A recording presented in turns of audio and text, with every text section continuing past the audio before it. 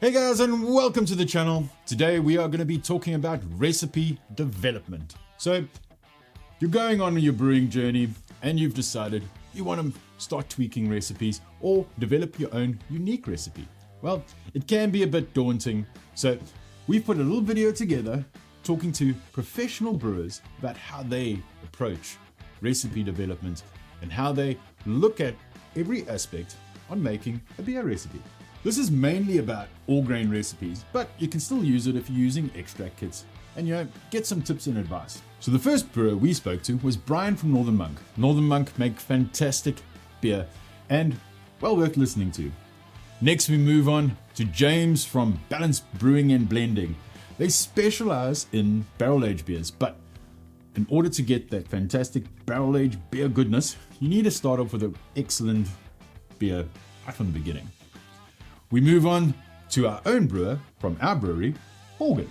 Morgan has worked in breweries all around the world from New Zealand, Scotland, and right here in Northern Ireland. So, he's got a lot of experience. Lastly, we spoke to Mel from Heaney's. Now, Mel gives fantastic insight, lots of information, so make sure you watch that at the end. So this is going to be a two-part series. We're going to be speaking to all the brewers first. Next, we're going to be speaking to some of our suppliers. And guys, we have seen that 90% of you are not subscribed. So if you want to make sure you don't miss the next video that's coming out, hit the subscribe button down here somewhere. And let's kick it off with Brian. So guys, we've got Brian here from Northern Monk. We're sitting in the fantastic chat room. Brian, when it comes to recipe development, everybody kind of does things differently, I suppose. Yeah, for sure. What is your sort of process that you would normally follow when you're trying to think of, let's make this beer? Yeah. Well, I guess first and foremost, you start at the end, really. It's like, well, what's the end goal? Yeah. First and foremost, it's like, are you just trying to make the biggest, hoppiest IPA in the world? Are you wanting to showcase a new product? Are you, am I using a new hop product, just made to see how it plays? Yeah. So it's like, so something like that, it's like the, all right, okay, we're going to do a single hop. Yeah. That's fairly easy, give it a nice simple base, Yeah. hop do its thing. Or else is it like, actually more interested in seeing how it plays.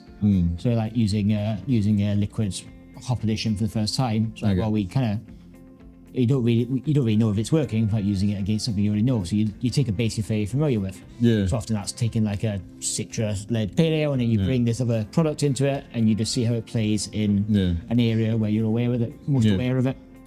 And then otherwise, starting from the bottom. So I was going to say, obviously we're on Super Pale with money, so it's like we're almost always going to have that as its base. And then what do we need to bring in on top? You're doing your stouts, it's like, right, okay, we'll usually bring in loads of Vienna or Munich in there to bring a bit more malt complexity. So we're using quite a simple base malt, very much designed for pale ales. Yeah. So it's like, how do we bring a bit more malt complexity into a darker beer? Which roast profile do we want? Am I wanting like a really nice sort of dark chocolate thing? Bring the roast barley to the front. How much toffee, how much caramel do we want in there? Which and how much of your crystal malts are you going to put in there? Inevitably, we've been making new beers constantly for 10 years. Like we would do 120, 150 recipes a year at a time. So plenty of experience to fall back on. So unsurprisingly, use a lot of times for stouts and IPAs. Like we got a base we know it works. We can go back to. It worked. There's no point. You can just keep changing things all the time, but it's something it works. And all right. And would you, when developing these newer recipes, would you do trial batches, or would you just kind of know, all right, hey, this is going to work? We've done very little trialing in the past. For years, it's just been throw it and see what sticks, and it's fairly good strength, right? We do have a one barrel pilot kit, which we're trying to utilize more. We bought it to help us do MPD, and it's taken us a while to really get into that routine. But we do now have we got a little MPD team that makes every couple of weeks now. A lot of that's just sort of creating like base liquids that we can maybe try out some new flavours in, or again, if we've got a new yeast we want to play with, put it through the pilot kit first. And I know consistency is always a thing. Trying to, you make your recipe, you're now going to brew it again in a couple of months' time, and I know you were talking about even your hops being in different batches are going to give you different flavour profiles along the way, and sometimes not great ones. What were you calling it? Garbage water? yeah. Been 5 years. Like someone set a pile of tiles on fire. Yeah. Had that in a couple of times in the past. Yeah. That's that. I mean, a lot that comes down. First of all, we're working with natural ingredients. Yeah. This goes with natural variation from the malt right through the hops. On the hop side, that's where you're really trusting your suppliers. Yeah. At our scale, we have the option to do selection where we can literally go out to farms and find exactly which lot we want to use. Okay. And I think that can be really beneficial. Yeah. I like variety like Centennial. I love it when it's like, West Coast IPA, we get that really sticky, marmalade resinous character, and a lot of that can come from Centennial. So I love like finding a lot of Centennial exactly that. Yeah. But in a variety like Citra, that's where you really start to trust your suppliers and the growers, because the Citra that's available on the market that's been blended. Yeah. And they've done Century on every single lot of Citra. Okay. And there's so many extremes, you'll find a lot that is just like so pungent, like just dripping in fruit. But that's also the one that tends to bring in the oniony and like that overly dank or really extremes. And if that's what you're after, then great. Yeah. But like Citra, we want that classic tropical citrus fruit, everything that it's loved for. So they go through that process of taking, bits and pieces. If 80% of Citra probably is that, but you're blending in little bits of other things, so that every batch of Citra is to type. Yeah. And so we rely a lot on the suppliers to do that consistently, so that we know the Citra mosaic that we're using is what it says it is. It's very, very from variety to variety. Okay. So it's a lot of it has to be know your ingredients. Yeah, absolutely. Yeah. So know what you're wanting to get out of the end, and pretty much piece it all together. Tracking as much as you can. Obviously, we bit by bit building up our lab facilities and stuff, which allows us to do a lot more. But I don't think you can. It sounds crazy, but you really can't test enough, like pH all the way through the process. Yeah. Really tracking your. We're brewing Faith multiple times a week now, so really tracking. Are we hitting those gravities? Are we hitting those pHs? Okay. And then if you are getting a batch where you're like something about this isn't quite right, you can really look and say, okay, the pH of brew day was too high, too low. Okay. Elements like that can really make a big difference. So that's kind of as we've grown, that's the areas we've really learned to really double down on. Just really pay attention to every detail. Information is key. It is. It really is. Yeah, you can't fix a problem if you don't have the information there. Yeah. Awesome. Thank you very much, Brian. Pleasure. Sure. Cheers. So guys, we've got James here from Balanced Brewing and Blending. Now James, when it comes to recipe development, obviously these sort of beers, they're going to be getting their flavors and the aging and everything through the barrels, but you need to start off with a good base. How do you guys approach making kind of fantastic beer in the beginning? For sure. I mean, our initial kind of recipe, a big inspiration for us has always been lambic, and a key part of that is like a heavy wheat content, like 30 to 50% wheat. Often the less modified the better, so they'll use raw wheat a lot in lambic. We've not really got hold of that yet, so we've used like torrefied, which is slightly more modified, but slightly more accessible, but it's still kind of offering what we want, which is for like our base of the reason we use so much wheat is to try and get some head retention in, and also wheat has a lot of like precursors for some of the kind of funky flavors. So if we didn't have that wheat level, there's no way we'd get the level of funk, and there's no way we had the foam that we're getting on the glass now. Okay. And now with hops, you're going to be adding in hops. I know with this one here you were using traditional English fuggles and all that sort of traditional beers. Hops. Does that carry through on the whole side of the barrels that you're going to notice as much? Oh, it's an interesting one, because most of our beers take a year in barrel. You're losing any fresh hop character. So interesting again, like another thing we've acquired, stolen, whatever you want to say, from lambic is using aged hops. Okay. So we do use British variety. So the main aged hop we've got is Goldings. Okay. So we've got some 2017 crop that we've like aged and oxidized ourselves. Right. Again, very like atypical for beer. You want the fresher hops the better usually. Whereas for us, like we've prized that. So we use roughly like 5 to 10 IBUs of aged hops in most of our recipes. We don't want to go too high because that prevents any lactobacillus, which is part of our house culture and souring the beer. And also we don't want to go too low. One, it's not beer without hops. And there also is some good precursors in the aged hops that create some of those funky characters down the line. All right, and with the yeasts, obviously, because of you again aging it in barrels and stuff, but you need that fermentation to start in the beginning. So are you using just the plain clean yeast in the beginning, or are you going with something that you know that's going to create flavors at the end result? Yeah, so we generally ferment everything with our house culture nowadays. Okay. So that is, and we've kind of lost track of what that is. So early days, we experimented with like various different wild yeast strains, various different Saccharomyces, very different lactobacilluses. And eventually we had about 20 barrels at the start. Okay. We had like 4 or 5 that we absolutely loved. Okay. These, we kind of like harvested the yeast from them and whatever's the trub, the dregs in the bottle, and started to develop our house culture. Okay. Right. And from there, it's been about probably 2.5 years old now. Okay. And it's took on a life of its own, I suppose. Yeah. It's not. No, I suppose, I mean, yeast does play quite a bit of part in a recipe and in your beers and that sort of stuff. And I suppose starting with a yeast that you know is a good way to go. Yeah, for sure. You know what it's going to kind of get at the end result. Yeah, I mean, well, that's the thing. Like for us, we don't need predictability in our kind of like fermentation. We purposefully, like, our name is Balanced Brewing and Blending because we do blend different things together. Yeah. And it is inherently, the process, the yeast strains, inherently unpredictable. But having our house culture, we kind of know how it behaves now. Yeah. We kind of know what the sourness levels will be. We kind of know how long fermentation will be and conditioning. So, yeah, we're trying to make something that's very unpredictable as predictable as possible, I guess. Yeah.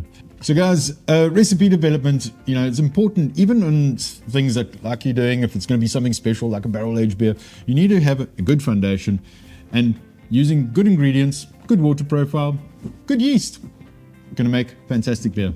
So, Morgan from our brewery. Hello. Hi. Recipes, you've developed quite a few, I presume? Yeah, since I've been here, I think we've managed to get 3 or 4 going just between me and Michael up in the brewery. So. Yeah. And then you've got a couple more that are going to be on the shelves very soon, so check out our socials. When tackling from the beginning, how do you start? You've decided, I'm going to make a Belgian stout, and you just... Well, yeah, so essentially I will think about either what time of year it is, when we want the beer to come out, what kind of beer styles I've been interested by recently. So I'll kind of think about inspiration first. Okay. So say take the Belgian stout that we did. This was when we were coming into winter, and we thought we'd try and come up with something for a winter release, but didn't want to just do a stock standard sweet stout. Yeah. So I was just thinking about something else that we could do that would be interesting. And then once we had the idea of what it was we wanted to do, I started looking at what the recipe would be. So we kind of took a malt bill that we knew worked really well and just slightly tweaked it towards a nice sweet, slightly more wheat in there, just to give it a better mouthfeel, a bit more of a desserty feel. Yeah. And so we had something that we knew would work, and then we started layering things on top of there. I wanted it to be quite desserty and complex, so we used some cacao husks, and then we used the Belgian yeast, and really tried to look after the fermentation. I think it came out really nice. Yeah, no, I mean, it's had some great reviews, and it's fantastic flavour. It's that one over there, guys. So you start with your malt bill. You're going, okay, this is a tried and tested malt bill. You've worked with those malts before. It's nothing kind of surprising that you're putting in. But obviously the cacao husk, that was a little bit more experimental. Yes. Yeah, that was something that I heard someone was doing back in Australia, and I thought, let's give it a go. Yeah. Okay. And then working out ratios, you just plug it into a machine and... Yeah, essentially, yeah. I use the computer to do the maths. Yeah. But even just as a ballpark, we know kind of roughly what we're looking for in terms of our base malt. Yeah. Like that. Okay. But yeah, even a step backwards into inspiration. If you're looking at something that you, a beer style that you're interested in, a little bit of research is always worth doing. If you say you wanted to build like a hazy pale ale, drink a few. Yeah. Drink a few beers in that style. Try and find out if you can what would be common malts to use in that malt bill, Okay. and then just keep it as simple as you can. And Yeah. once you've got that simple base, try it a few times if you're at home. Brew it a couple of times and Okay. make small tweaks and see what that does in the end. Move one variable at a time. Okay, so that one variable might be adding more base malt in speciality, or playing around hops. different hops, different yeast possibly as you go down the line, and you just tweak it just a little bit until. And a lot of the times it's to do with your own tastes. That's it. Yeah. So if you're working out a base malt and you're working out your malt bill and your end result is too sweet for you, you know, tweak that down a bit and make it more dry, I suppose, or For sure. Yeah. Yeah. Just Okay. moving things incrementally till you get it where you like it. But also there's quite a few. You can do a lot of reading on brewing pilsners. Okay. There's plenty of information about what would be common practice in Germany, Yeah. so you can try and emulate that. Okay. There's any amounts of research papers done by hop growers as to what hops work well, and even testimonials from people who've used them before. So Okay. you can kind of go in with as much information as you can find, Yeah. and then you'll have to see what you think of the end result. Okay, and then talking about hops, you're making a hazy or an IPA or whatever the case is. How do you go about deciding on which hop? Because there's hundreds of hops out there, and they're all doing similar things. But That's it. Well, we're very lucky because we are kind of in cahoots with Geterbrewed. yeah, We see the hops come in, so Okay. we know what's fresh, and we get to see the hops go out to other breweries and stuff. So we kind of get a little head start to be like, oh wow, this year's Citra is incredible, which it is. okay, And so we might then tend to be like, oh well, then let's brew Play something with that. So Yeah. it can kind of be a little bit ingredient led, much like a chef would be. yeah. And you would take a hop like, okay, say you got Citra, but then something like Superdelic comes in, and you're just going to go, well, let's give this a try and see what it does. Exactly. Yeah. I think we. I don't know if we're giving away anything too soon, but we had an enormous amount of Nelson Sauvin come in, Okay. and it was looking and smelling really good, and so we just quickly threw together a Pilsner recipe and threw a bunch of Nelson Sauvin in it, and it's tasting incredible. So Yeah. And again, guys, check out the Our Brewery socials where you can see these fantastic beers that are coming or already on the shelves. But so then again, we changing things incrementally just so that we can get a recipe at the end that we are happy with, that we're proud of, that you can consistently brew. I think that's pretty much the name of the game right there. that's all we're trying to do. That's my only job. Yeah. And tweaking things like water profile that are obviously dependent on the water you're using and playing around with that, but you can obviously improve flavors with water profiles. You can improve flavors by process. Yes. Yeah. So So I mean, again, with things like that, you want to be able to compare it to something else. So if you have a recipe that you know is repeatable, and then you take that same kind of water profile adjustment and use that on a different recipe modified to the grain bill, you should know what to expect. And as long as that doesn't come back completely different to your expectations, then you know where your starting point is, and then you can, if you want like a slightly more softer feel on the palate, you can boost the calcium. okay. And things like that. But essentially you're trying to remove as many unknowns as possible. Okay. All right. That's good advice there. And what is your go-to when like to use Brewer's Friend or something like that? What is your go-to on? I've been using Brewer's Friend. It's simple and easy to use, and I think it gets you close enough. Okay. And then tweaks from there are just going to be based on the information that you have in terms of your grain profiles and Okay.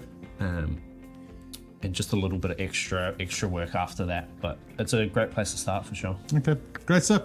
So there you go, guys. Morgan from our brewery. Get those recipes made. What are you doing? Go brew some beer. Yeah.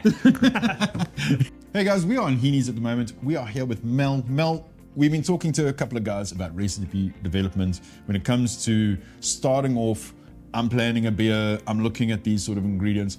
What is your approach when you start off trying to think of a beer recipe?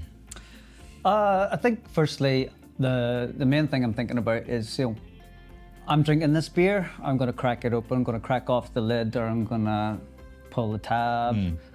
What am I going to smell? What's the occasion? I always say there's a different beer for every occasion, so I'm putting myself in the mind of the beer drinker at this point, and I'm thinking what kind of beer for what occasion, and how do I want to feel when I first crack that. So the recipe development that we go for, obviously we make true to style beers. So if we're making a New England IPA, we want to make a hazy beer with all those tropical fruity notes. If we're making a dark stout, we want to make it really nice and roasty and a big hug in the glass. So all the time we're thinking about the true to style nature of each beer. But we are our own brewery, so we want to also always put a little bit in there. That's a little bit of your own kind of flavor, us. So we start obviously with our water. Yeah. We use our spring water. It comes from 65 feet below the brewery. It's beautiful water. It's delicious water. I do think every day that I should just bottle and sell the water. The margin would probably be a lot better. But it's great water, and it's like alchemy. You can turn water into something unbelievable, like beer. So you take your water, you make sure you've got your water chemistry right first of all. We're not going to get really nerdy about that, but you can get all your stuff from Geterbrewed to get your water chemistry sorted. So you just got to look at your beer style and whether you want to accentuate your malt or you want to accentuate your hops. Do you want to accentuate bitterness? Do you want your palate to be soft? Do you want it to be prickly? So many dynamics that you can get out of a beer just by tweaking tiny things in your recipe. And that would be in your water chemistry stage. You're going to be wanting to think. So of we're those, thinking or of just that. We're thinking all the of way that through? straight away. We're thinking about our salts, and we're thinking about our pH. Your pH's got to be different. If you're doing a dark beer, you've got to use less lactic or whatever acid you're using to adjust your pH than if you're making a lighter beer, because your darker malts are going to lower that pH in your mash. So you've got to think about all these things all the time for every single beer. So if your beer is slightly darker than the last one, you've got to be thinking about your water adjustments. And then our ingredients are seasonal as well. So when you're building a recipe, you want to maybe see if you can find out the details on the malt that you're using. How much are you going to be able to extract from that malt, because it might not be the same as the last time. So we can use all the basic theory to do all this work. We can use software to do it as well, which I love software. I think everybody does. Don't use AI, because AI is an idiot. Make your recipes using your theory. Use some nice handy software. If you've got a beersmith's, great. Things like that are fantastic. There's a lot of good recipes out there online that you can use as starting points, but then always taste, and tweak. Constantly tweaking. So like if we're making a new beer style, it might come out as a special first of all. If you were intending to add a core beer to the range, and then when that beer is out there in the wild, we can taste that and we can see if we're going to make that a core, we might want to dial down this note, or we might want to enhance this note. We make beers that are more accessible, I think, to the average beer drinker, so like the blonde ales and red ales and things like that. So we're constantly thinking all the time, how do we not alienate this person, or how do we satisfy another person? So a lot of our beers are designed with the person in mind and with the occasion in mind. Not necessarily about, what's trendy, what's cool, I don't have a cool funky moustache and weird glasses, so I'm not as hip as a lot of other brewery geezers, but we want beer to be as accessible as possible to as many people as possible at a fair price as well. Yeah. So that obviously comes into our recipe development too. So we have to squeeze as much as possible out of everything that we get from Geterbrewed, all our ingredients. Get them in there. Yeah, so we're building a recipe. We started with the water. We're going to think about the malt profile, the color of the beer. Yeah. Really, really important, you know. So, I mean, we taste with our eyes as well. Exactly, yeah. So getting the colors kind of tweaked and dialed in is quite important. As soon as it hits the glass, 50% of your mind is made up. You're like, oh yeah, this looks really, really nice. Yeah. You know, if you're pouring a New England IPA and it comes out, you know, like orangey, amber, something like that, and it's clear, you know, you're going to be like, I've got the wrong beer. Or a hazy lager. Oh, yeah. You pour a crisp refreshing lager. Refreshing lager, you know you've hit the mark there. And it comes out really hazy. You're like, did they put the wrong label on this one? So yeah, you got to think, put your head in the customer. Yeah. You know, think what they're thinking. We're all beer drinkers. You know, we know what we like. And if we keep making what we like, hopefully everybody out there can like it as well. Yeah. But like I said, at a fair price. So our beers aren't like vastly expensive. They're available in Tesco's or in Lidl. Available to a lot of people. So we've got to keep them at a particular price point. Yeah, So we've got to extract this, for our hoppy beers, we've got to extract as much hop punch out of those hops as possible. Yeah. And then we're using various dry hopping techniques. We started using a lot of the liquid hops recently, like Hyper Boost, fantastic. Hyper Boost and Dynaboost. Dynaboost, fantastic, yeah. So actually our New England IPA, I've just started using Dynaboost in the Whirlpool. And then we do our Mosaic and Amarillo and the dry hop as well. So we are getting quite a few cans more per batch. Yeah, it's definitely adding to, again, like you were saying with your price, because when you're pricing up beers, you're looking at, okay, I've got X amount of ingredients and I'm getting X amount out. Yeah. You know, you've got to play around with that price. But if you can get more out, you're getting more at the end of the day, sort of thing, which is fantastic. And that's sort of, we're squeezing as much margin as possible out of our recipe development. Everything is key. The amount of water that we're extracting from the ground is really important to us. We don't want to waste our amazing source. Yeah. So everything that we do in Heaney Brewery is really considered. How do we make our process more efficient, and how do we get the most that we can out of every single little ingredient that we have? So the attention to detail is huge. And anybody at home developing homebrew recipe, you can just chuck together a random recipe and make a beer out of it. Anybody can make a beer.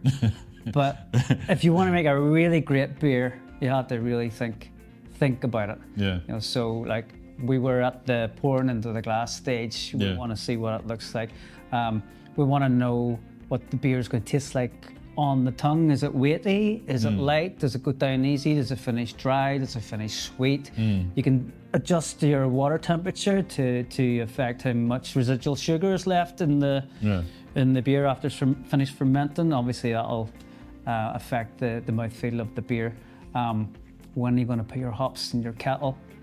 So I think we're talking about recipe development, but I'm leaning more towards the process side of things as well. Which I think is an important part when you're developing a recipe and you're thinking, you know, it's easy to go, you know, this is the ingredients I need, but how do those ingredients interact with each other? How is that mouthfeel going to be? What is the color going to be? What is the size of the bubble going to be in the CO2 sort of thing? Exactly. And it's all going to be part of the final product. And if you're developing a recipe, you can make a fantastic recipe, but it tastes like absolute nonsense at the end.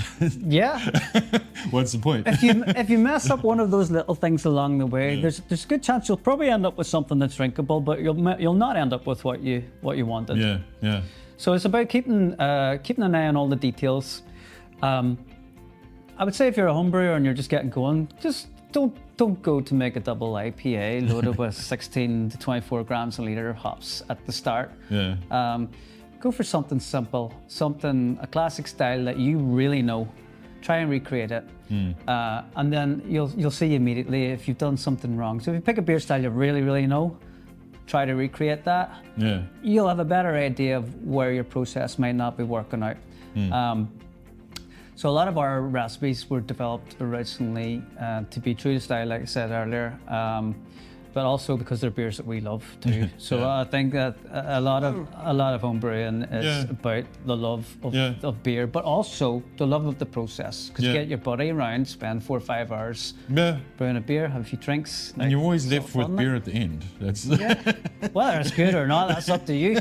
But you know, we were talking about earlier on about the secret sauce. And basically, you said to me, it's technique. Learn those techniques. That just comes through time, knowledge. How do you get techniques? Is what I say. It comes through. Look, there are right ways of doing things and there are wrong ways of doing things. But your kit is going to be different from your neighbour's kit. Yeah. Our brewery kit's going to be different from your brewery kit. You know, so techniques I use might not work out 100% on your kit. So that's where the experimentation comes in. So there's theory for sure, learn your theory, understand why things work the way they do, but also taste, and tweak.